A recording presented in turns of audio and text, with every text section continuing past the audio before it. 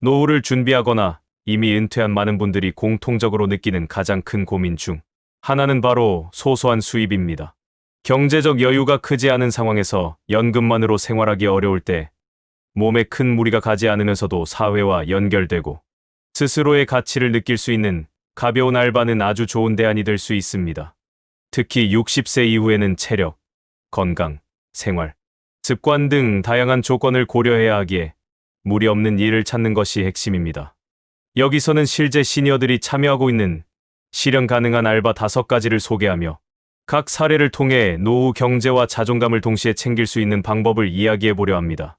가장 먼저 소개할 수 있는 일은 편의점 보조 업무입니다. 많은 분들이 편의점은 힘들다라고 생각하실 수 있지만 실제로는 시니어 분들을 위한 야간 제외의 단순 업무가 많이 존재합니다. 예를 들어 서울 송파구에 사는 68세 김 씨는 매일 오전 8시부터 12시까지 동네 편의점에서 상품 정리와 청소, 간단한 고객 응대만을 맡고 있습니다. 주 업무는 아침 시간대에 들어오는 물류를 진열하고 계산은 주간 아르바이트생이 맡기 때문에 스트레스도 적습니다. 김 씨는 새벽부터 일어나 운동 삼아 일하러 나오니 건강도 유지되고 월 60만 원 정도의 수입이 있어 생활에 큰 도움이 된다고 말합니다. 특히 근무 시간이 4시간 정도로 짧아 체력에 부담이 없다는 점이 가장 큰 장점입니다. 두 번째는 공공기관이나 도서관의 안내 도우미입니다. 복지관, 시청 민원실, 도서관 등에서는 하루 34시간 정도의 시니어 도우미를 채용하는 경우가 많습니다.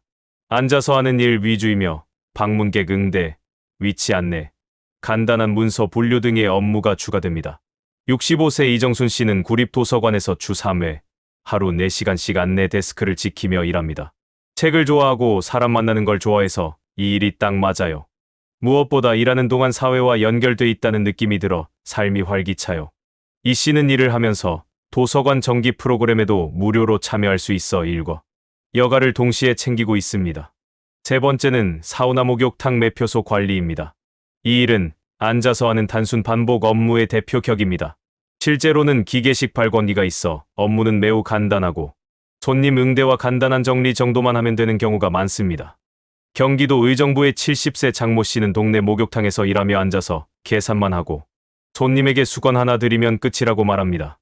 이 일의 장점은 비교적 따뜻한 환경에서 일할 수 있고 목욕탕 무료 이용이 가능한 복지도 있어 체력과 건강을 함께 챙길 수 있다는 점입니다.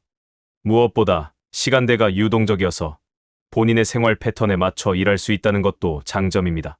네 번째는 학교 급식실 혹은 환경미화 파트타임입니다. 초등학교나 중학교에서는 조리 보조나 식판 정리, 청소 업무에 시니어 인력을 활용하는 경우가 많습니다. 이 일은 체력이 어느 정도 필요하지만 오전 몇 시간으로 업무가 끝나고 방학 동안에는 쉬는 경우가 많아 오히려 시니어에게는 좋은 구조입니다. 예를 들어 전주에 사는 66세 박모 씨는 초등학교에서 점심시간에만 배식 보조 일을 합니다.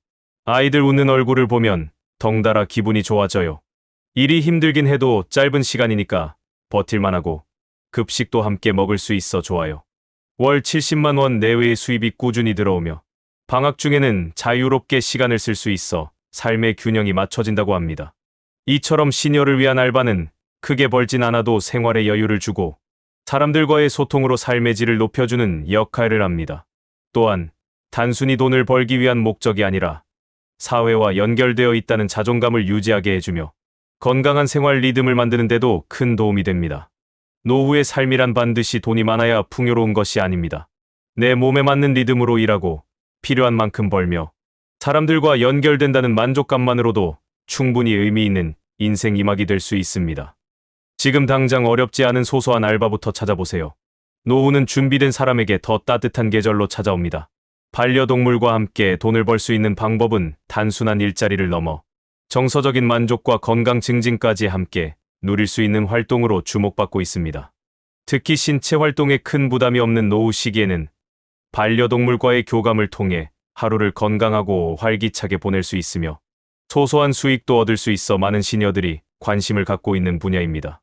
대표적인 활동으로는 반려견 산책 도우미, 펫시터, 유기동물 보호소 봉사, 반려동물 용품 제작 및 유튜브 콘텐츠 제작 등이 있습니다.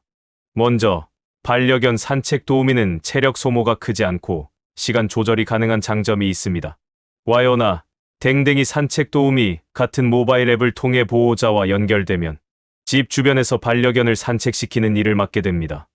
실제로 서울 성북구에 거주하는 68세 김모 씨는 하루 23회 약 30분씩 산책 도우미로 활동하며 월 30만 원 이상의 부수입을 얻고 있습니다. 무엇보다 꾸준한 걷기 운동을 겸할 수 있어 건강에도 큰 도움이 됩니다. 또한 펫시터나 단기 돌봄 서비스도 매력적인 일거리입니다. 보호자가 출장이나 여행을 갈 때 일정 기간 반려동물을 돌봐주는 서비스로 대부분 하루 단위 또는 시간 단위로 운영됩니다. 단기간 집중적인 돌봄이 필요하지만 아파트 단지 내 또는 지인 추천을 통해 시작할 수 있어 접근성이 높습니다. 예를 들어 경기도 성남에 사는 이 모 씨는 동네 커뮤니티를 통해 펫시터 활동을 시작했고 주 2회 정도의 돌봄으로 월 40만 원 가까운 수입을 꾸준히 얻고 있습니다.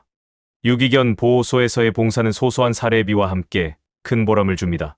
일손이 부족한 보호소에서는 산책, 청소, 간단한 간식 챙기기 등의 활동을 맡기며 일부 지자체와 연계된 봉사 프로그램에서는 교통비 수준의 사례비를 제공하기도 합니다. 이 경험을 통해 반려동물에 대한 이해도를 높이고 이후 펫시터나 장난감 제작 등으로 연결할 수도 있습니다. 손재주가 있다면 반려동물 장난감이나 의류, 수제 간식 등을 만들어 판매하는 것도 하나의 방법입니다. 인터넷 쇼핑몰이나 중고거래 앱 또는 지역 플리마켓에서 판매할 수 있으며 특히 고양이 장난감 만들기, 강아지, 인형 리폼 같은 제품은 수요가 꾸준합니다. 실제로 부산에 거주하는 63세 여성 박 모 씨는 폐천이나 오래된 수건을 재활용해 강아지 터그 장난감을 만들어 판매하고 있는데 월 1,020만 원의 수익이 나며 환경보호에 기여한다는 자부심도 함께 얻고 있습니다. 마지막으로 반려동물과 함께하는 일상을 유튜브 콘텐츠로 제작하는 것도 흥미로운 수익 모델이 될 수 있습니다.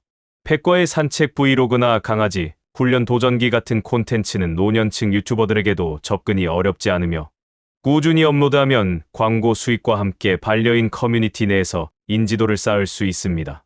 촬영 장비는 스마트폰 하나로도 충분하고 무료 편집 앱을 이용하면 누구나 시작할 수 있는 시대입니다. 이처럼 반려동물과 함께하는 소소한 활동들은 단순한 아르바이트를 넘어 노후 삶의 활력을 더하고 새로운 사회적 연결망까지 만들어줍니다. 중요한 것은 자신의 건강 상태와 성향에 맞는 활동을 찾고 너무 무리하지 않는 선에서 꾸준히 이어나가는 것입니다. 반려동물과 함께하는 이 소소한 돈벌이는 몸보다 마음이 먼저 따뜻해지는 진짜 노후 준비의 한 형태가 될 수 있습니다.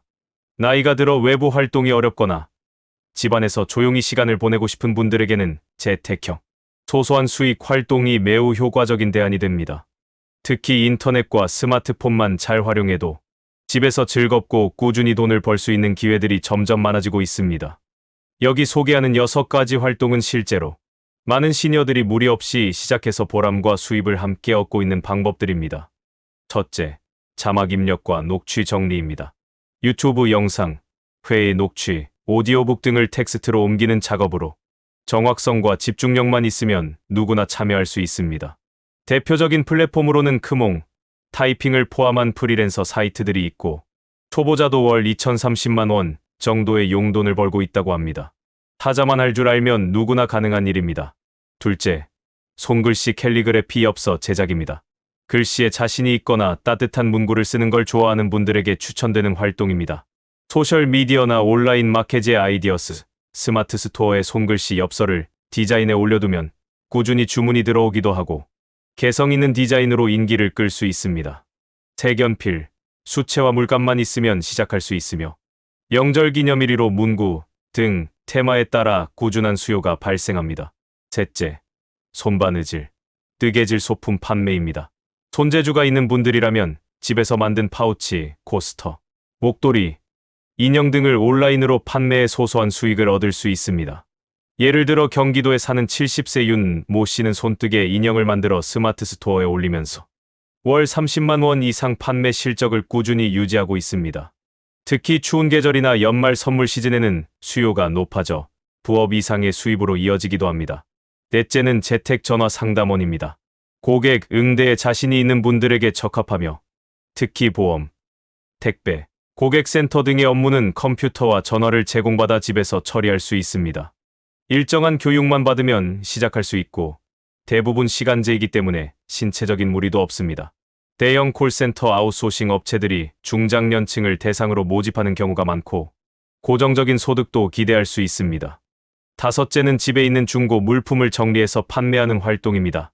더 이상 사용하지 않는 의류, 가전제품, 주방용품 등을 당근마켓, 번개장터, 헬로마켓 등에 올려 팔면 집도 정리되고 소소한 수입도 생깁니다.